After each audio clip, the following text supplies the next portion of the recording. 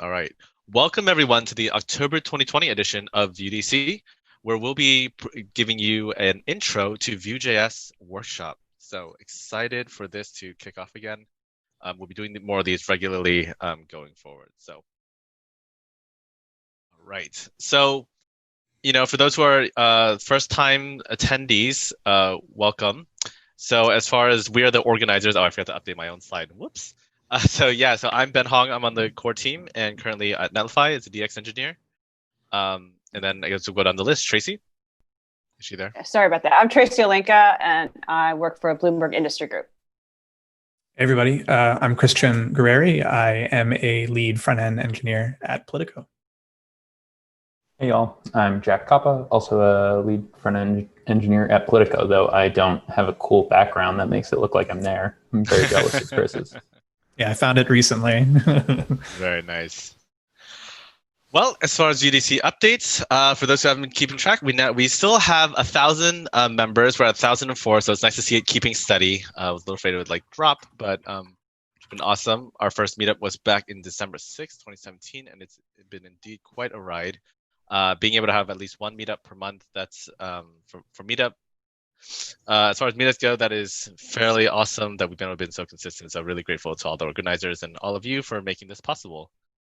And then so as we all are aware, given the situation with quarantine and stuff, we'll continue having remote events at this time on the third Wednesday until things get safe.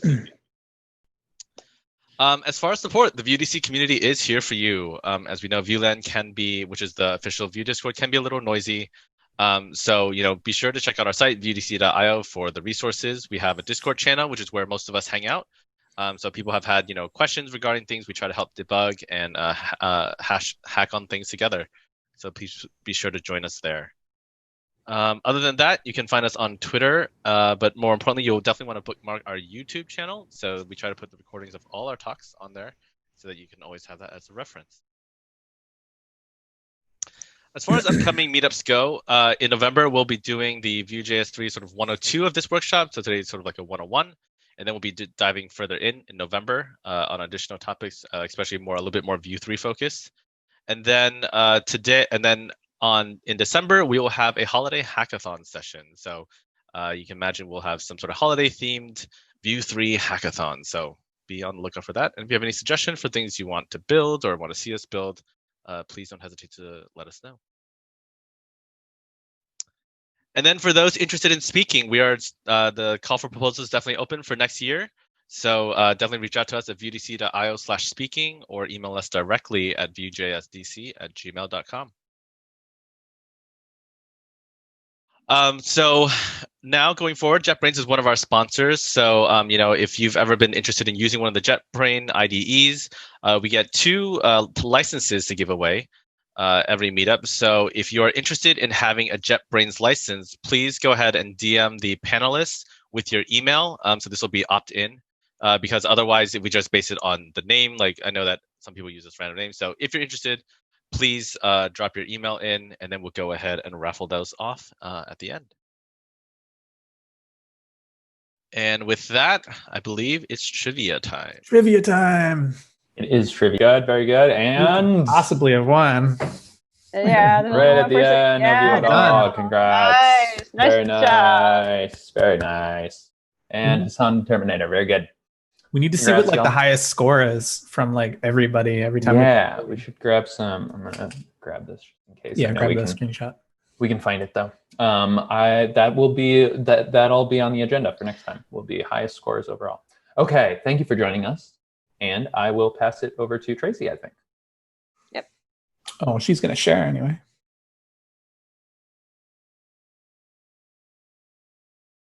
This is good. We have questions and there's chat.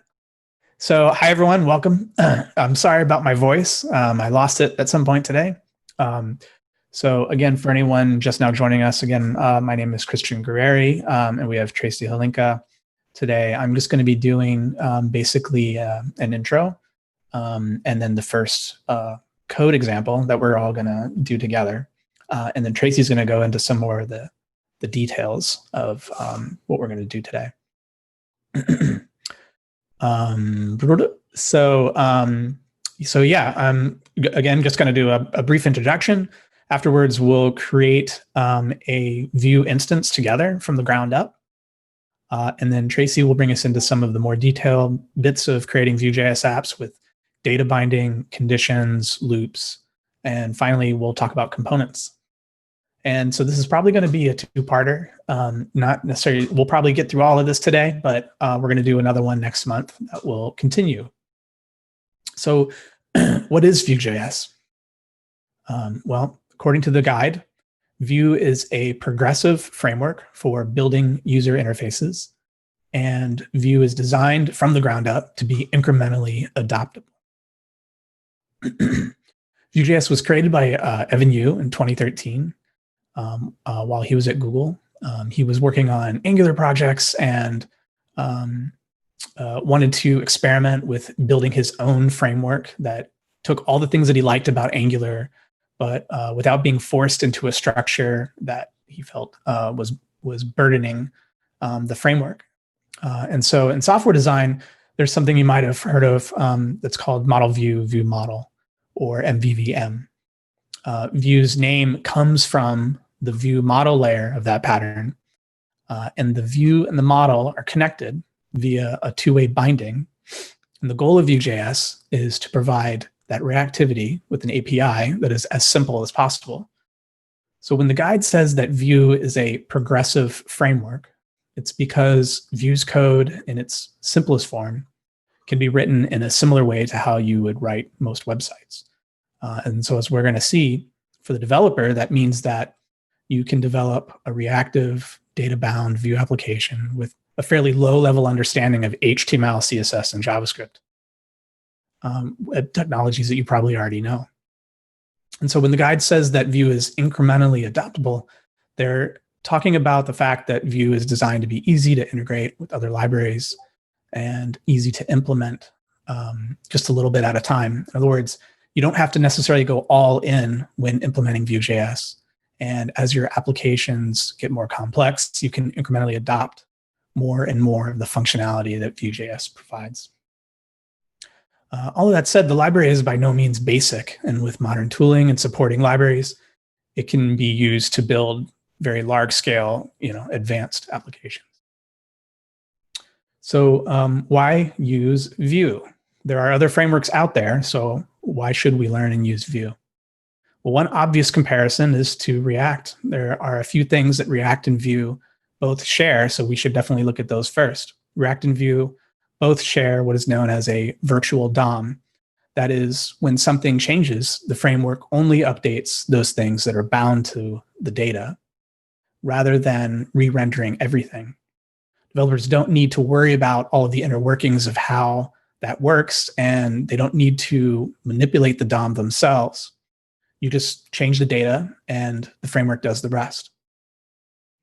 React and Vue both have components. This is code that can be made into smaller, reusable chunks that in a variety of ways can be shared across applications. React and Vue both have a concentration on that view layer, that view aspect, something that I've already talked about.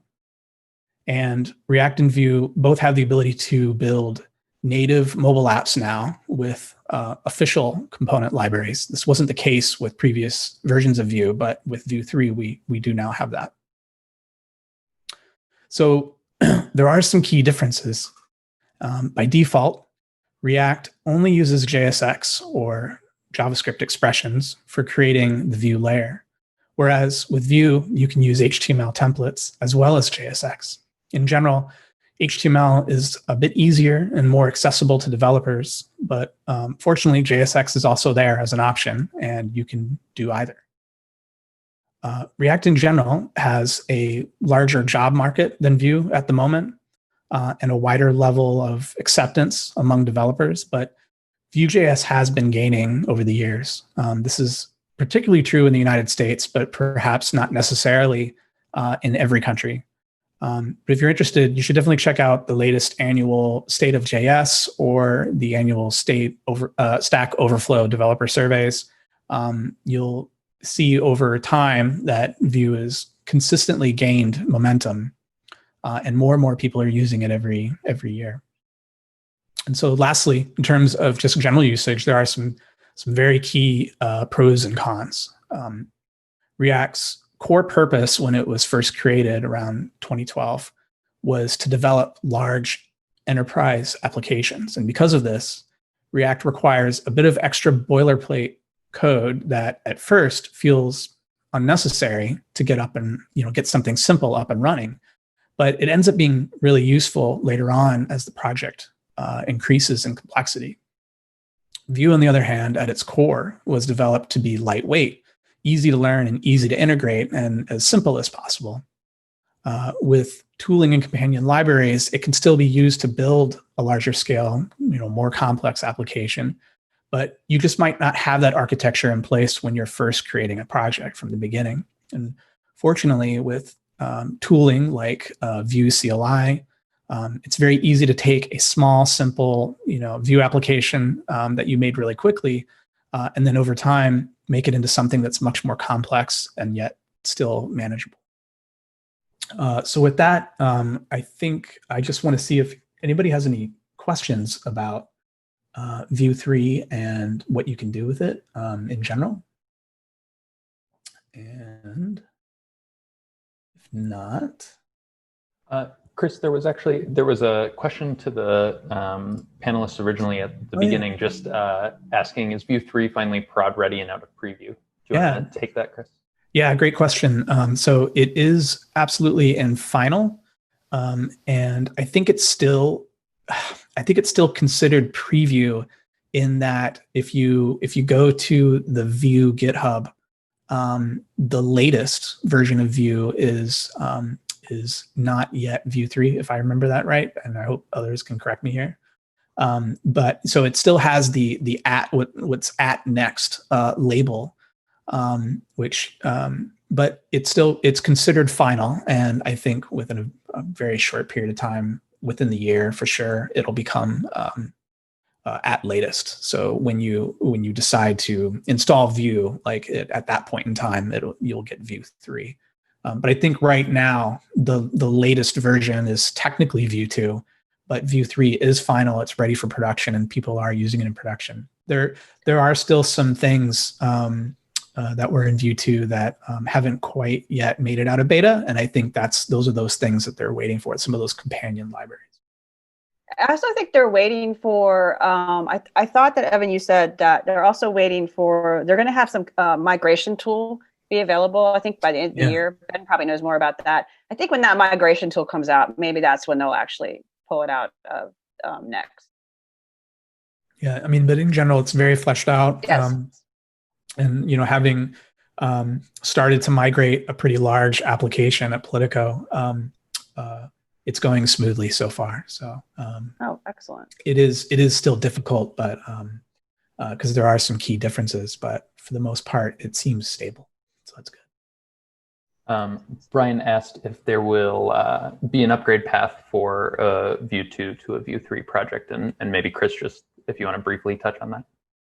Yeah, well, so just as Tracy had mentioned, there is going to be a migration tool that I'm wondering if Ben's still here, because I think he would. I'm here. Yeah, Ben, can you speak to that at all? Yeah, absolutely. So basically, as far as migration goes, Vue 3's release is basically for brand new projects. Certainly, there are people who are taking the effort to manually do it. But as Chris had mentioned, there will be a compatibility tool for migration. Basically, it'll run through your code base and detect what it can either automatically do for you, or if it's not sure or wants to point those things out that hey, your attributes are now flattened, so you might need to make manual changes. It will basically be there to help alert you. So that should make the migration process a lot easier. But in addition to just the compat tool, though, for those who need support for IE 11, that's also what a lot of people are actually waiting for.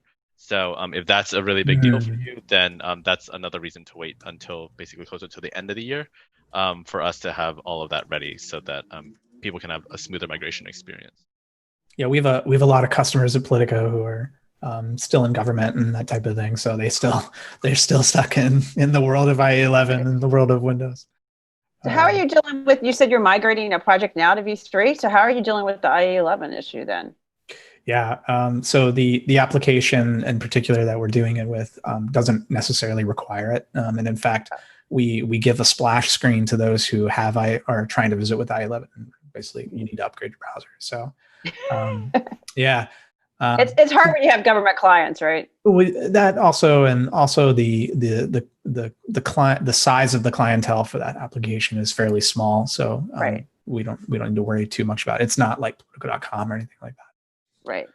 But it's definitely important for a lot of our applications to have IE11 compatibility, and so we'll definitely be holding off until it's ready. I want to make sure we get to Tracy. There was one question here. Will we be talking about Vue integration with Laravel at all? Today, not specifically, but we can find a couple resources if you're interested. Obviously, the Laravel community is a huge reason for Vue's early and continued success. So there's a lot written about that integration specifically. I think everything we'll talk about today will apply just fine to working with Vue and Laravel, because it's kind of the foundations of working with Vue. Yeah, happy to help point to resources for that. Awesome. So for the very first exercise that we're going to do today is we're basically just going to create a Vue 3 instance. So for this, we're basically going to start with a simple index.html file, and we can with this we can include some CSS into our head tag, and we're also going to import Vue.js's library via a distributable that's publicly available on the CDN. Next, we need to include an element in the body of our index.html that will act as a container for the Vue application. So when the application is mounted, anything within this div is going to get replaced. But what's important here is that we need to give this div a unique ID attribute so that we can target that div when we're mounting the application with our JavaScript. So next, we need to import an external JavaScript file. In this case, it's called main.js. And that will host the creation and the logic for our Vue.js application. And finally, in our main.js file, that external file, we're going to use the globally available Vue object to create an app, and then mount that app to the div that we had specified in our index.html. So to recap, we're going to import any CSS that we might need. We include the Vue.js library, which we definitely need. We include some external JavaScript that contains the Vue.js application's creation and its logic. And then in that JavaScript, we're going to create app, and then finally mount the app to our HTML's container. So this is a really nifty way to just very quickly jump into Vue 3. There's no build process. It's simply HTML, CSS, and JavaScript. So if there are any questions about this, I think we need to share our code pen. Yep. And so with CodePen, so with this, you're basically just going to follow the steps that I've just shown you. And with all of our CodePen examples, since you're not able to directly access the head tag, we've already included the Vue distributable. And so you can skip that step. And just another CodePen tip, there's a console that you can open up as you're making your changes. And if you have any JavaScript errors, you'll see them in that console log. So with that, we'll take a few minutes and then we'll come back with the solution. Please don't hesitate to ask questions, raise your hand in the chat. We'll even throw you on audio if you'd like to be heard. We're here to help.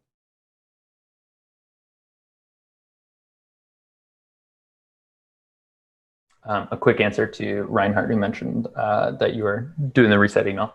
No worries at all. Most of this is possible to pick up at each point because Tracy's designed some code pens that are kind of they build on one another, and if you miss one, you can jump in on the next one. So do we want to move forward? Oops. Yep. Okay. So Chris, do you want to go ahead and explain this one, and then I'll take over because I know your voice. Yeah, no problem. So so here we are with the solution. And as you can see, we have a div. The ID of it is app. We have some CSS in that CSS panel. And the JavaScript, which in our slides was an external JavaScript. Here it's just all being included in one place in CodePen, but this could be external JS. And as you can see, all we do is call Vue.createApp, and then app.mount to that div that was ID of app. So really pretty simple. Everything, mind blown. Everything we do from here on is going to use this syntax from here on. And just a small side note, this is Vue 3 syntax. Vue 2 has a slightly different creation syntax. And so you might see that when you're surfing the web and looking up some Vue code, but this is the latest and greatest and what you'll see from here on. And there's CSS in here, but you don't need to focus on that. I just put some in there so it, looked a little bit nicer than just but that's not the point of any of this.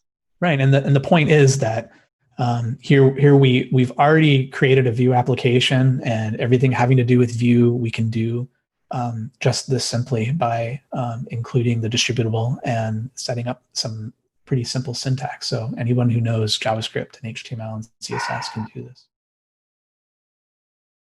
Sorry, I just had a problem. My second screen just died on me. Oh no. It's this iPad. It's this tool with the iPad. It looks like every 20 seconds or every so often, if I don't touch it, it just kicks out on me. Your share looks okay. So. Oh, that's good.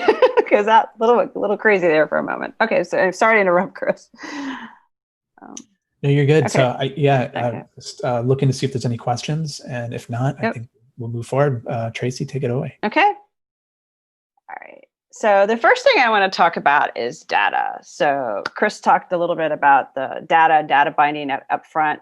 Both React and Vue, obviously, they're a big part of what they do is deal with data. So in Vue, so data is a function, and inside this main.js that we've just created our app. So inside this Vue create, you have an object. And then you will have a data method. And in that data method, you're going to return an object. So an example of this is, here's an example of the data. So we have name object that has name, Twitter, name Vue.js, Twitter account. And of course, you can have really huge data object if that's what you need. But here's a simple one. So that's what the data looks like. So you have the data. How do you get the data to the HTML? So there's something called data binding.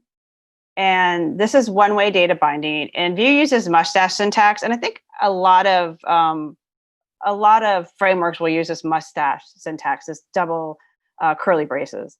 And basically, this will return the data as a plain text within your HTML. So here's an example of it in the index.html. So we have a paragraph, and inside this paragraph, we have name, which refers back to the name in the data, and we have count, which refers back to the count in the data. So this will give us Vue.js has 1,001 member, and I can update that data to say 1,004 members, and then this will be updated for us. So one of the things that Vue has is directives. Most of the frameworks have directives. So Vue has a bunch of directives that's created for us. And so Vue directives are just really helper methods. And with Vue, they're always prefixed with the v dash. So this makes it obvious to you that it's a directive, but also it'll prevent any kind of clashes with HTML now and actually any future HTML that they come up with. So some examples of the directives are vbind, vif, and vshow, and we're going to go over all of those today. So, so I showed you how to just grab data and plop it into your middle of HTML. Sometimes you want to take data and bind it to an HTML attribute. So you use vbind for that. So vbind and whatever the attribute is. So you can shorthand this to just a colon and attribute. And so the example syntax would be just whatever the tag is, and then whatever the attribute is, and then the data that you want to bind to it. So here's actually a real example. So here we take, we want to bind the Twitter handle to the href because we want to dynamically create that. So we can actually just write the Twitter domain, and then we can just append to it the actual Twitter data that's coming from our data. So this will change if you change the Twitter data, or this can change depending on what you want to do with it. So this is actually really useful. And you could do it with images. There's a lot of possibilities with this. And so this is going to give you, anyway, this Vue.js, our Twitter handle, which a link, and then, how many members we have. So I guess any questions before we go on? Nope. So I shall continue. Okay, so we have a small exercise. And this is to use data to populate the title and the to-do item. So before they were static, so now we want to make them dynamic. And so you'll need to create that data function. And basically all the code, a solution from the last exercise is in this code pen. So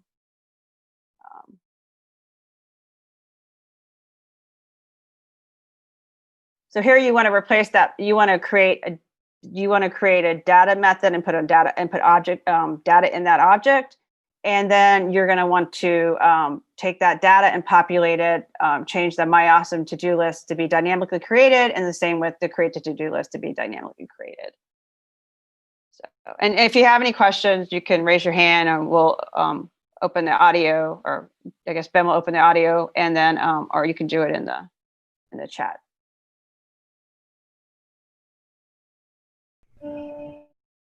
Yeah, I tried to keep these tasks very, very small so that anyone could come in at any time, and yeah. And I always hate when I do workshops and the tasks they give are these really huge things, and yeah, so yeah, if I'm not familiar with the material, I find it difficult. So, what's your favorite workshop you've been to, Tracy? Knowing that, given that a certain co-organizer is here, there's obviously a right answer. So actually, my favorite workshop is actually the one that Ben did. Actually, yeah. So I actually watched his Vue Mastery component. I forget what it's called. Component. I don't know. Ben, what is your component one called? Ridiculously reusable components. Yeah, reusable. Yeah. So I did most of it, but there's one thing I got busted on. So I'll actually maybe bring it up. Yeah. So, but there's one thing I did that I was doing it without thinking, and he in the workshop he pointed out people do this and they shouldn't. I thought, oh, I'm one of those people. So maybe we're ready. Yeah, I think so. To move on. Okay.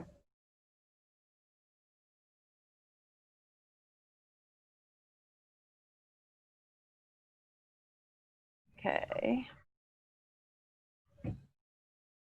Looks like Bill has a question. Yeah. Oh, yep. Or yeah. Jim. Yeah, Jim was asking if there's a recommendation for a Vue 3 cookbook book. Ben, do you have any thoughts? I haven't seen it. Let me look into it.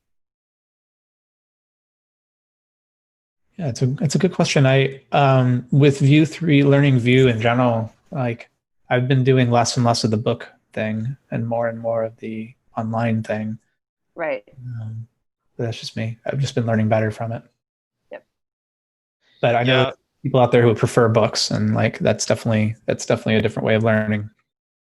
Yeah, unfortunately, I can't speak directly to this book, but Pact Publishing, like, it can be hit or miss with the quality, unfortunately. Yeah. So, just as long as you keep that in mind, that's the only thing. but I would say the docs are, it's a little biased, but the docs are the best place to go to because we do basically keep updating them. And if you have questions, if you're like, God, this page sucks, I don't understand, like that's as part of the VDC community, luckily you all have access to me in the Discord. So just like post and be like, hey, this page doesn't make any sense to me. Like, please help me. And then that helps me because then I can give it that feedback back to the team and then we can rewrite it. So basically like that, the docs really are going to be your best way forward for learning these things.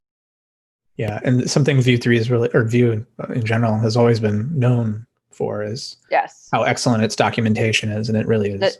The docs are really awesome. Yeah. Until Ben came along, we should all say. Until Ben came along, it was really good, and then obviously they somehow just started acceping everyone.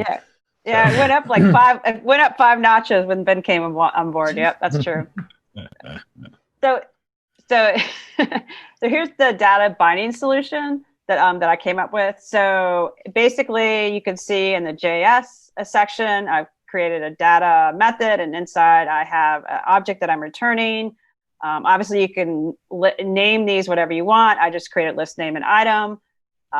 So CodePen, just a note, CodePen likes everything to be double quoted, and it puts these semicolons at the end of everything, which I never use. So it just throws them in there automatically. So there may be a way to get rid of it. I just never figured it out. So that's a little bit different than what you see. I think in the examples, I always do single quotes, but anyway. And then you can see in the HTML, we have in the mustache syntax, the double curly braces, we have the list name referring back to the list name in the data, and then item referring back to the item in the data. And it will create the My Awesome to-do list and create a to-do list. So I guess, is there any questions about that? Or Tracy, can you show us updating one of those data items real quick to show it rendered? That is actually a really good idea. So my to-do list is not going to be awesome anymore. Uh-oh, is it not going to do it? There you go. Boo, the lamest to-do list. Oh, and I see I should have a space here. I need to fix that. There you go. Fix that space. Oh, there we go. I guess I'll just show you real quick. I think it's going to do it. We'll see. I don't like to live code. Most people know that. So. Oh yeah, that's no problem. But let's just see. I think it'll throw an error. So sometimes not all your errors. So there you go. So you see that it threw an error on the console. So that's the way that you can kind of debug what's going on. The errors aren't as like great as when sometimes the errors are really hard to figure out if you have a lot of code. But in this case, it told you exactly what's going on. So fix that, and then the error should go away.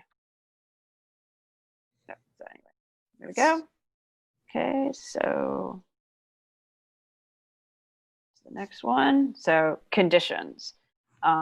So Vue has a directive to use an HTML for conditions. So it's the VF syntax. So basically, if you want to, so basically this is going to evaluate this expression. If it's true, it's going to render whatever is in the div, whatever content is in that div, it'll render it. If this expression evaluates to false, and this is just regular JavaScript, so it could be any kind of Boolean. I'll give examples, but it's just regular JavaScript and the expression. So if that fails, then it's going to go to v else if that is true, then it's going to render the content. If it's not true, if it's false, then it's going to go into the v else, which is kind of the catch-all, and that content will be rendered. So an example would be v if thumbs up being a Boolean that's true, and so it's true, then it's going to render the thumbs up PNG. So of course, if it was false, then it would go to the v else, and it would just render what was in there. So VF, you can also use VF to check for null. So the data could be null or undefined, and you want to check for that because otherwise you can throw an error depending on the situation. So in this case, I'm using VF. Sometimes this thing is doing that smart quotes. It's very annoying. Keynote does. Anyway, so you have VF. You're checking if it's Twitter, and this double bang is just checking to see, does Twitter have any content? And I don't care what it is. Just make sure it's not undefined and it's not null. And that's what it's doing. So if it is null or undefined, then it's not going to render anything. So what it will do is, you can see on the lower right, in the actual HTML, so if you were inspecting and you're in the console, if you were looking at the dev tools and you were inspecting it, it would actually write this comment, and inside it'll do VF. So this basically means that there was a VF, it evaluated to false, and so it didn't actually render. Which is weird. The first time you see it, it's like, why is that there? But well, and actually, this VF, I gotta go through this again. This VF thing is new. Before it was just empty. Before it was just empty quotes. And so with Vue 3, they put this VF. So at least it's better information. You know what it is. Yeah. Yeah. So, and I find this helpful for troubleshooting, particularly if I don't have access to the code. And I've had times where there's problems and I don't have access to the code because I don't know where I'm at. I'm not at work or whatever. And I just find that's a really helpful way to troubleshoot, do a quick troubleshooting. So here's another example of VF. I'm focused on how many members we have, clearly. So we have a member count of 1,001. And because this expression is regular JavaScript, so you can just write regular JavaScript. So we're going to check and see if the count of the members is equal to or over 1,100. And if it is, we're going to write woot. And that's not the case, then we're going to go to this v else if. If the count is between 1,000 and 1,100, then we're going to say almost there. And if it's none of those conditions, then it's going to go to the v else and the catch-all, and we're going to get a frowny face.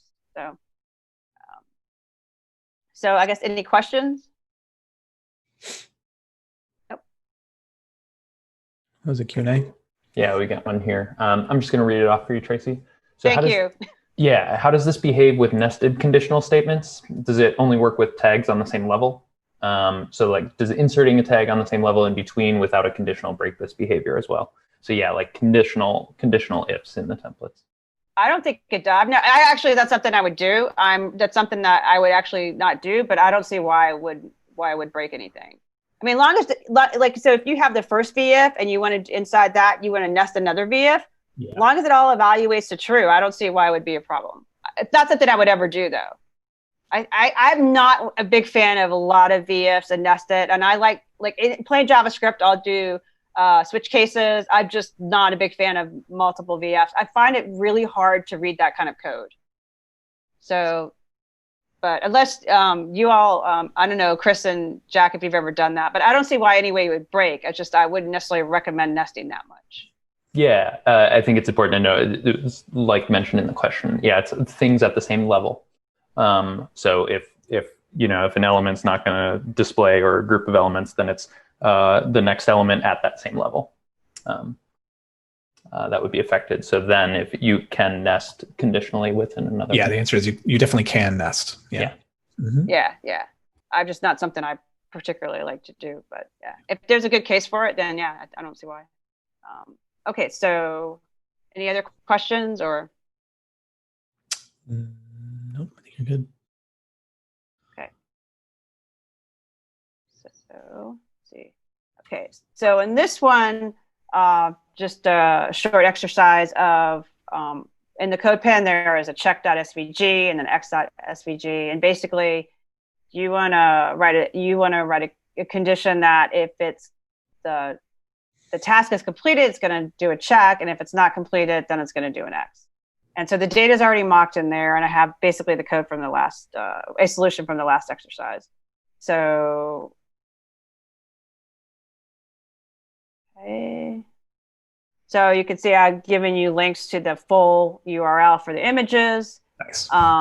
You can put a class status on those images, and it'll be formatted nicer. And then down here, I have the data mock. So you can see here now we have the name meetup to-do list, and we have an object. And inside that object, we have an ID, we have the title, and then we have the Boolean if it's completed or not. So based on that, you should be able to do a check and see if it's completed, then write the check. And if it's not completed, then you write an X. So again, like previously, once you've completed the assignment, definitely tap the raise your hand so that we know if you're done or not. So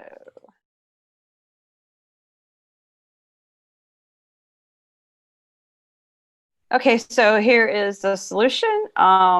Basically, so I check to see if to do completed is true.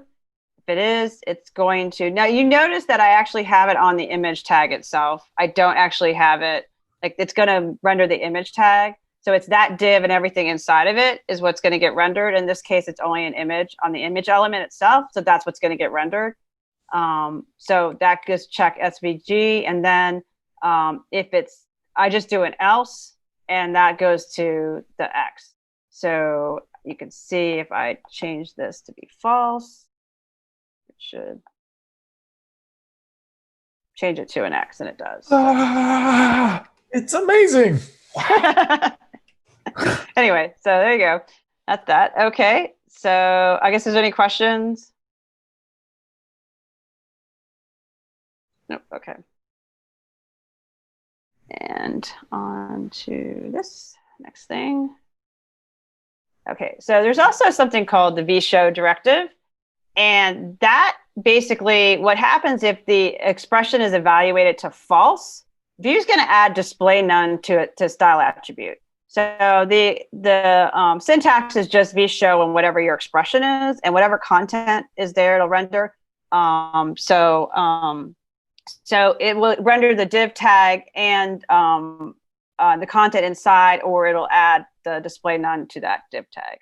So here's an example. So we have vShow show organizer. So organizers is evaluates to true. So it's going to show organizers, the text organizers. If we were to say click a button that changes that data to say false, then Vue is actually going to write that style display none.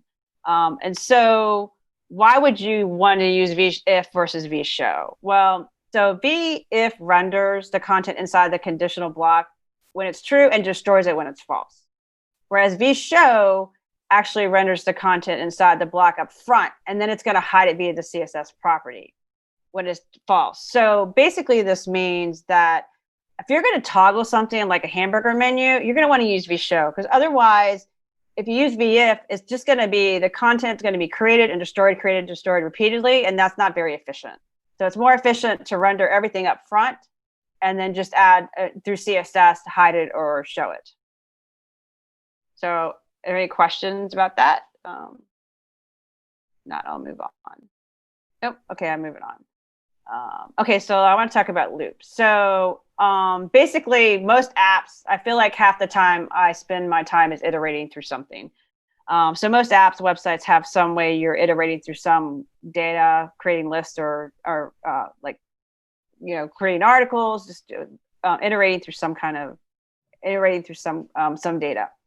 So Vue has a v4 directive for this. And so you can see on the right-hand side, I have an array. I call the name items. I have inside the array, I have cat, dog, and bird. And so I want to iterate through this list. So what I would do is I use this v4 directive, and I notice I have the v4 on the li. So that means it's going to paint this li with the content that I have inside of it. So I have items means just like one item in this array. The index is just like the array index. You know, cat would be 0, dog is 1, and bird is 2. And then inside items, which is the array. And so you also need to put a key. You also need to add a key. And so it's common just to use index. You could use, if your data has some kind of ID or something, you could, or actually you could probably, if your array is unique, you could actually use the item name, but it's probably not a good idea. It's a better practice to use the index because it needs to be unique. And the reason it needs to be unique is that Vue will keep track of the items and render only updates when the data changes. And so even if you don't need that functionality, it's really considered a best practice. And Ben could tell me if I'm wrong because he's the component guru. It's really a best practice to go ahead and add a key to it. And so what's going to happen is it's going to go through, loop through this, and it's going to just render each item. So this would create a list called cat, dog, bird. So that's for an array. For an object, in syntax is a little different. So the object syntax on the right is you have your object. your object name, and then inside you'll have your key value pairs. So the syntax for this would be the value. So the value, the key, which is the key of the key value pair, and then index is what you're going to want to use. The index is what you're going to want to use for your key. So anyway, and then inside that is whatever you want it to do. So here's some examples. So say you want to create a list of the organizers of Vue.js. So on the right, you can see an example of the data. So we have a group, and inside group, we have organizers, and then there's a list of all the organizers. So I'm going to, on this LI, go ahead and loop through it. I have the item and the index, and I'm actually looping through group organizers. So I'm not looping through group, I'm looping through group organizers. And then I put the key, the index for the key. And what that is going to do is inside that LI, it's going to render the name of that one item, and then it's also going to render the Twitter handle. So basically, you're going to end up with this. So that's the syntax for to loop through stuff. So is there any questions? Nope. Okay. So I have an exercise. So this now I'm gonna. So anyway, in this, so you're going to create a list of to-do items by looping through the array. Actually, I don't think it's an array. Oh, yeah, it is an array. And the data has already been mocked. And then, of course, I have the code, basically a solution from the last code exercise. So, nice. You want to say something, Chris? No, you're good. I'm just saying good. Okay.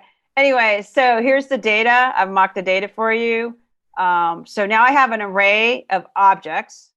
And then I did actually take the code from before. It's not going to work because this to-do title, it doesn't exist anymore. So it's not going to work. So that needs to be fixed. So basically, you're going to want to, in this LI, you're going to want to loop through it and paint the entire to-do list. And if there's any questions, feel free to, raise your hand or put it, or actually, if you have any questions, put it in the Q&A or in the chat.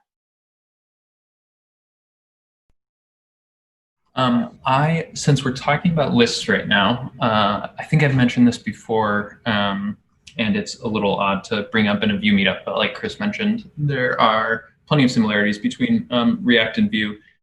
Dan Abramov, who created Redux and then joined the React team after that, created this blog that for a while he was posting kind of like in-depth things about React, like stuff that you don't need to know, and I certainly still don't know, but if you're curious, are interesting about why React exists the way it does and how they're working on it and things like that. This one was, what is it? I think he has reading length on here. Yes, it is a 37-minute read. It is it's a journey. But about halfway through the journey, he gets into lists and the way they work in React, which is similar to the way they work in Vue, and like what actually goes on when lists are being rendered. Anyway, it's the first time I really understood why you add keys when you're doing for loops, because the way that the content is rendered, if you don't give React, or in our case Vue, if you don't give it a key that's unique, then it kind of loses track of how it can optimize rendering that list, because it needs to know which item is supposed to go where if something about the list changes. So anyway, if you're interested in sinking 37 minutes into something, I recommend this thing to sink 37 minutes into. I think in a lot of cases it's not relevant to a lot of stuff I do, but I think there are times when actually having that key is super important. So yeah, and Vue does a good job of complaining to you in the console. Yeah, it does. Oh, yes. Excellent job. Yeah.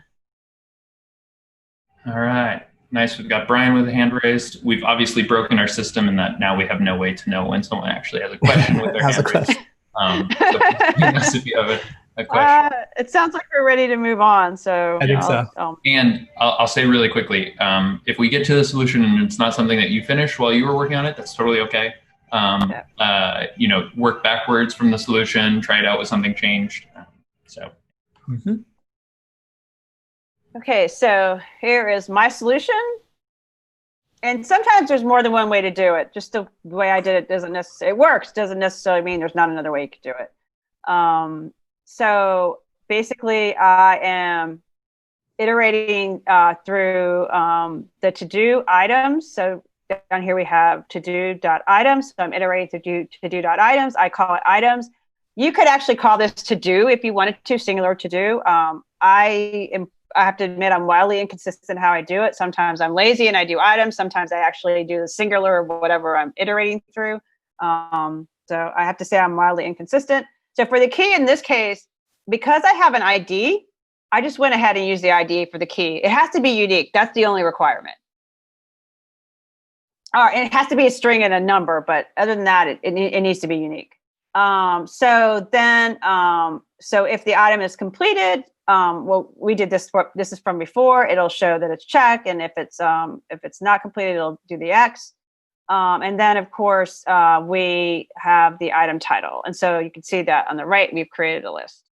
And I guess, is there any questions on that? Nope, we're good. Okay.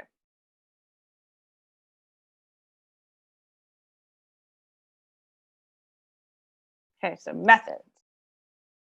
So what is programming without methods? Okay, so basically, functions are added via the method object in the app. So basically, you have your method object. You just have your name of your method, the parameters, and then whatever logic you want to have. And then here's an example of a method. So this is basically taking a date and actually formatting it to be just a month and a year. And so in this example, in the actual HTML, in the HTML code, I'm actually taking the item, I'm taking the data point item join, which is actually the date, probably not the best name, but anyway. So the data item join, and then I'm formatting it. And so I'm in the curly braces here in the mustache code. And so you can just put JavaScript in there. Obviously, you don't want to put like tons and tons of JavaScript in there, but this is okay to put a method in here, and it'll run the method, and it'll return, in this case, November 2017. So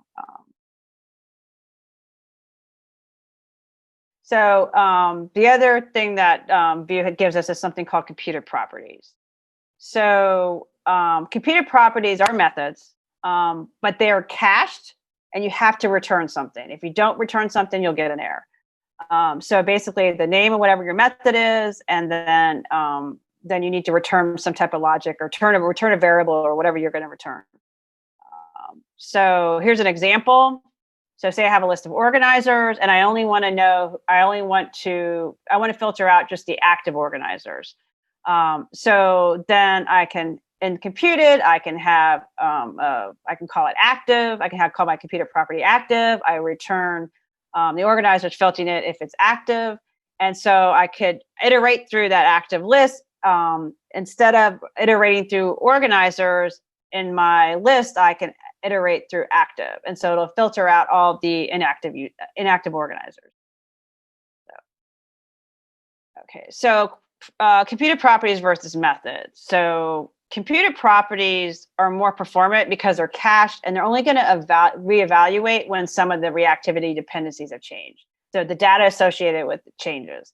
Whereas method is always rendered whenever a re-render happens. So basically, I think, and Ben may have some thoughts about this, and the others too, but I pretty much think you use computed properties if all possible. And then if you can't use computed properties, you can use methods. But I always try to do everything computed properties. It's just the performance is just so much better. So any questions? Nope. Okay. So now we have an exercise. So basically, here to create a computed property to filter the completed items and the open items, and then you can actually, at the bottom of this list, create a summary. I call it a summary, whatever, but you can create a summary of how many items are completed and how many items are opened. And as always, a solution from the last exercise is already in there. So.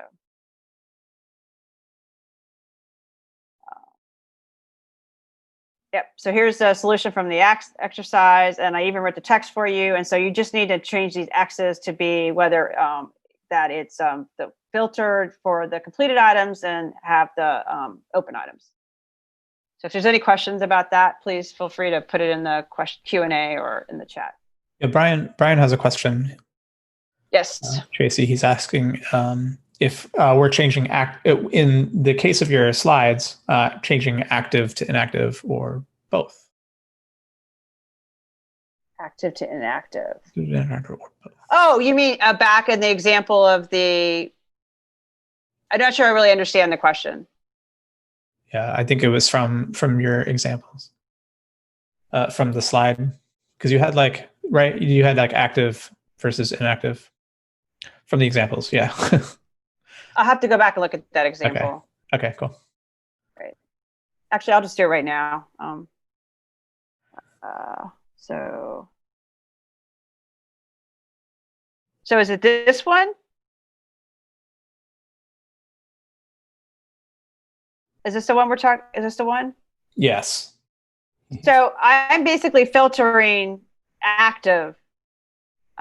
So this active will evaluate to true because active is a Boolean. So yeah, that's the thing so I came from PHP, or actually I started out like in .asp, like classic ASP, where you always prefix everything with a Boolean or a string or whatever. So this is actually probably badly named, but this is active. So it should be is active. Technically, I should have wrote is active. That would have been a better way to do it. Is active. So that was just sloppiness on my part. So right. And so basically, so this is what happens when you do these slides in the middle of the night. So really, I should have said this should have been X is active, and that probably would have been clearer. Right. Yeah. So okay, so here's the solution. So I probably have bad naming here too. So okay, so anyway. So we have computed. So I filter if it's completed. I probably should say is completed. So you have bad names. And if it's not completed. And anyway, so there's the computed properties, and then obviously, here. And then obviously up here, I just use completed and open, which is what I name my computed properties. But I probably should have done something like, I don't know, in the filter and the actual data, I should have probably called it is completed or something.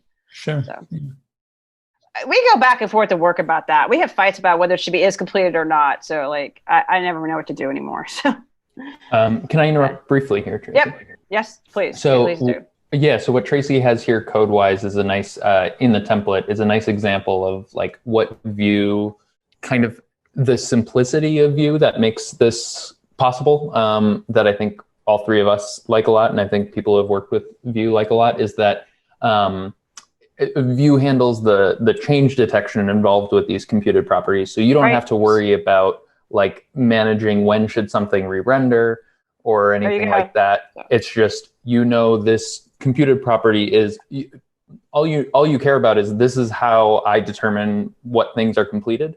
And Vue handles, I know what goes into calculating if something's completed, and so I'll handle the rendering. If anything that goes into calculating it changes, then I know this is going to have to be updated. And if nothing that goes into it, yeah. And so you can see as I've changed everything to true, then it's 5 items are completed and 0 open.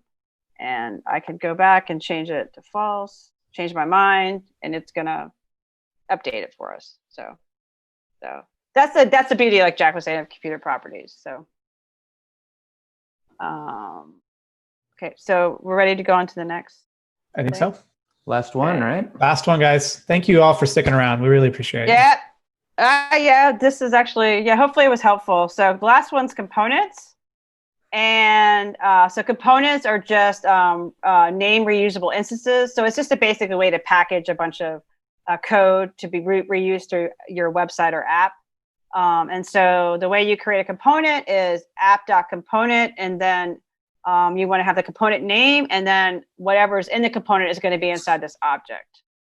And then in the index.html, you would just call it by, you have like a component tag. So component, the component name and the tag, and then you close the component. And this is we could take this organizer block that we did, and we can refactor it to be a component. So what we do is basically all that HTML code is going to go into this into template, and it's the back tip says what is it, template literal. Yeah, so tongue twister. But anyway, it's basically you just take the HTML in there and slap it in there. And of course, I've named the component organizer. So you have all this. So we're in this component. It's not in our root anymore. It's in this component. So we have all this data that's in this HTML, right? So like, how do we deal with that?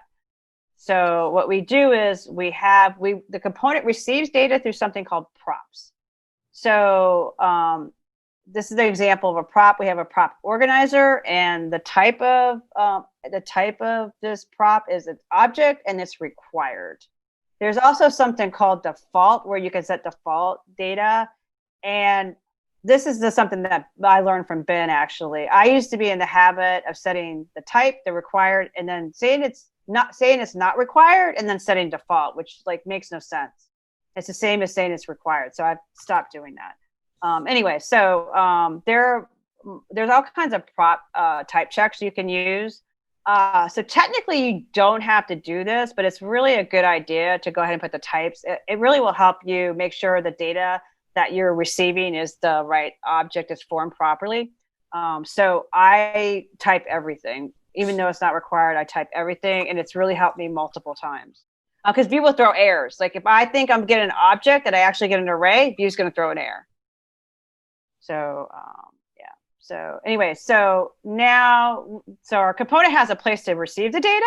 So now how do we get the data to the component? So we use vbind, and so vbind the prop name, the prop name, sorry, and then whatever the data you're passing in. So you can shorthand that to just the prop name, and then and then you pass the data in. So here's an example. Whatever the component name is, you add the prop name and the data, and then you close the component. And here's an example. So this is in your index.html. We have this component called organizer.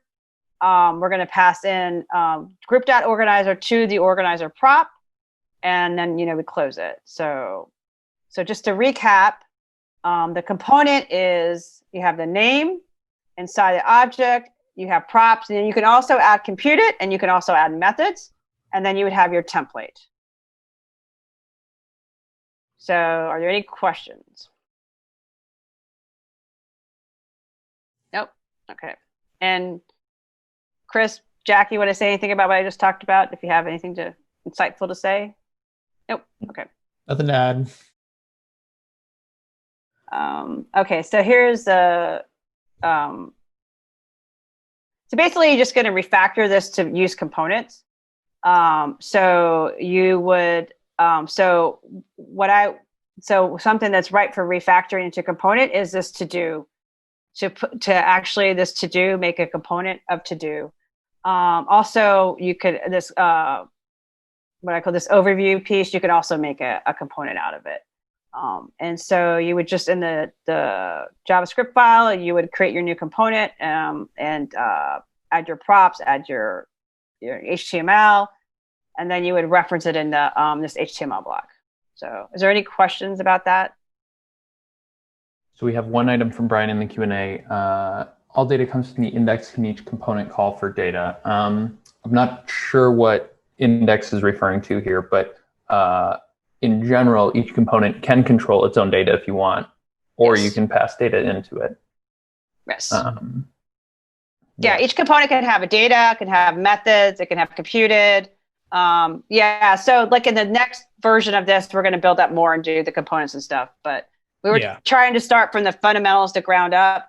The one thing I have to say is I didn't learn Vue this way. I learned it like just running a project, and I didn't have the fundamentals, and I really regretted it. And I finally had to go back and learn the fundamentals. So I think it's really important to learn these fundamentals.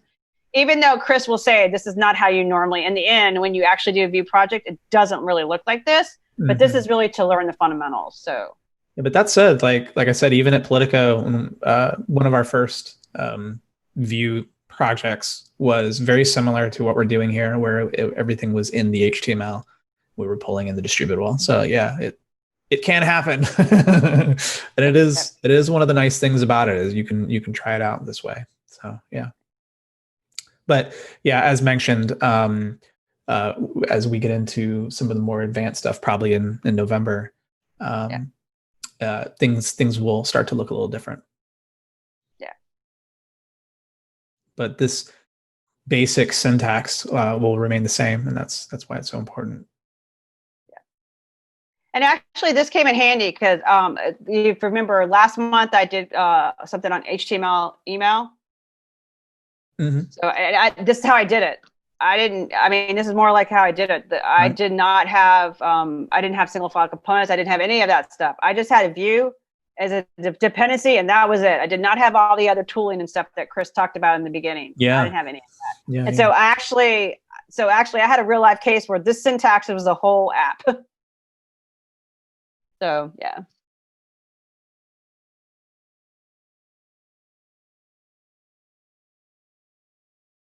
For sticking around, we do have trivia at the end. Yes, we do. You got to keep your scores I guess up. we have the raffle results too. Oh yeah. Did we lose Ben or? We did. Yeah, Ben's gonna be off for now. Oh, okay. You have control now, Jack.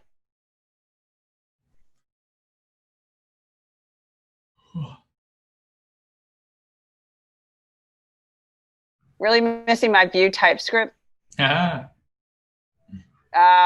Yeah.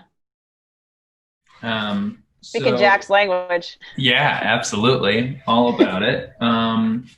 So a couple things that Tracy has shown today are Vue 3 specific. And then we also want to have a meetup that's more which parts of Vue 3 are helpful in larger projects, specifically TypeScript type projects. So we will definitely be covering that. It might be beginning of 2021. I think so, yeah. I think that's probably what we're leaning towards. Mm-hmm. But that should be good. And by that point, we at Politico and also lots of other companies should have a little more experience seeing when we integrate this into a larger project, which is the use case for a lot of the more complex features that come with Vue 3.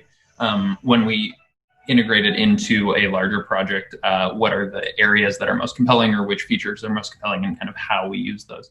And in addition, mentioned in the question here, that compiles to a smaller JS size. I think that'll also be interesting too, to see like, do we actually find some benefits out of the way they've modularized things so that you don't always have to get all of Vue shipped with your code. So yeah, we're excited to have meetups that are a little more about some of the more complex enterprise level features of Vue 3. And that'll probably be a fair number of the 2021 meetups. Yeah, we try to mix it up a little bit. That's stuff for beginners and stuff for advanced. So try to accommodate the levels. Another interesting point in here, I now evaluate Vue plugins on whether they support TypeScript. If not, then I don't use them. I can relate a little bit. We have we only have a few plugins and packages in our repos that don't have any types with them. And you notice it a bit, like you have to say basically like turn off TypeScript in this case. Yeah. We don't use TypeScript. Not on my team. We don't use it. We just haven't felt the need for it. But I know a lot of people really like it. Mm-hmm. Shall we, Tracy, you think? Yep. Oh, sorry. No, that sounds good. Yeah. I didn't really sleep last night, so I'm just starting to fall asleep here. Yeah. Okay, so here is the solution, or a solution rather. So what I did is, so I have a to-do component and an overview component. And so the to-do component, let's go take a look at that. And you can see I'm iterating through this component. You can totally do that. So you can, your loop can be on the component itself. And so what it's going to do is it's going to iterate through, get to it. So you can see that the HTML code in my template is just the li, it's just a list. So it's going to iterate through this list. And so you can see I have the props here. Now, if you wanted to, you could, I don't know if it's going to blow up on me or not. So you could totally have computed in here. Got to do a comma. It's probably going to get mad because it's empty. Oh, okay, good. Computed, you can have methods. So you can put that all in there. You can also have data.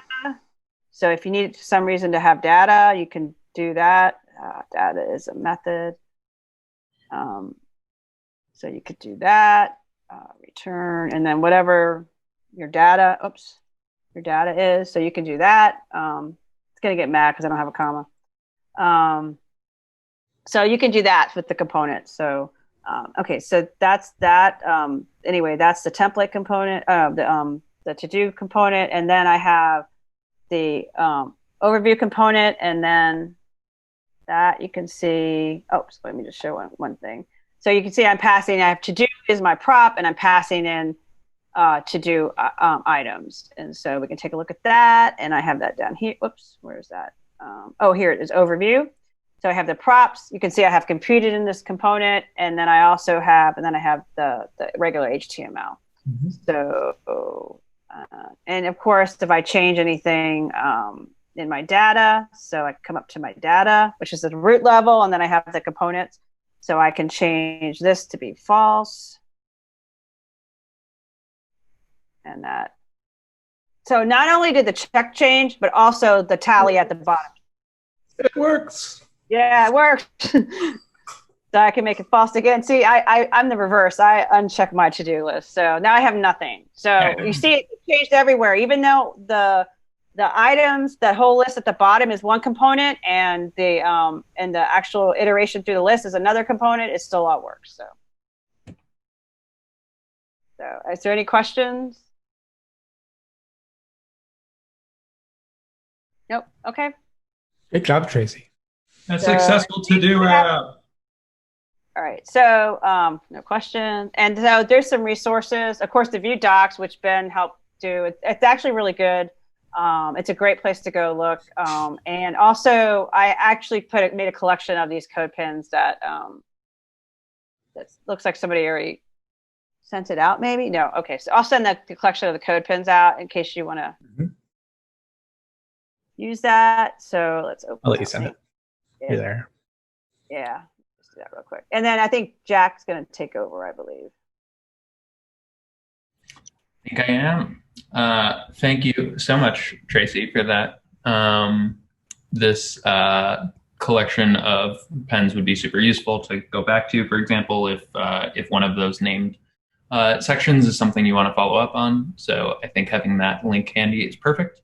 In addition, we like having these types of meetups recorded. So tell your friends, they can follow along when that goes live. And thank you again, Tracy. That was excellent and shows the fundamentals extremely well. Like Ben mentioned during our intro, the next meetup come November is going to be whatever you want to call it, a 102 or a 201 or 102. Or if you want to be fancy, a 301, right? Like numbers are just made up. Right.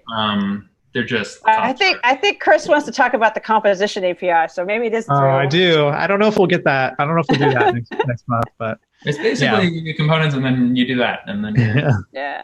So actually, I will say say real quick, I am going to do forms, and forms in Vue 3 is just amazing. So that's the first thing that we're going to be doing. I would have done it in this set, but I just didn't have time. But the forms in Vue are just, they've made so many improvements. It's so much easier to work with forms in Vue 3. There were definitely some pain points in Vue that they have fixed. Gosh. I had some forms, I swear, like, I don't know what was going on, but editors really demanded a lot of fields, and it was really a nightmare. Okay, so I'm guessing we'll have lower attendance for this, which means if you're still here and still want to participate in trivia, there's a very good chance you get podium. So here we go. Oh my gosh. I'm like at So the bad. 6 for 6, no view at all. Good job, guys. Good job, everybody. Oh, I Take that just picture. have a screenshot of that. Oh, I missed the runners up. Okay. Okay. Thank you all. Very nice. But mostly, thank you so much for kicking Tracy and Chris off the podium. Whoever carried is. It was worth it. I have nothing else. Thank you so much for. Was that Wendell Carrot? Yes. Nice job, Wendell. Way to score there. I have nothing else. Tracy or Chris, anything to close? Yes, thanks for everybody for hanging out with us tonight. We really enjoyed you. Thank you, Tracy. Thank you all for joining. In our Discord, let us know as you have questions. Thanks, Chris. Thanks, guys. We'll see you in November. See y'all. Bye.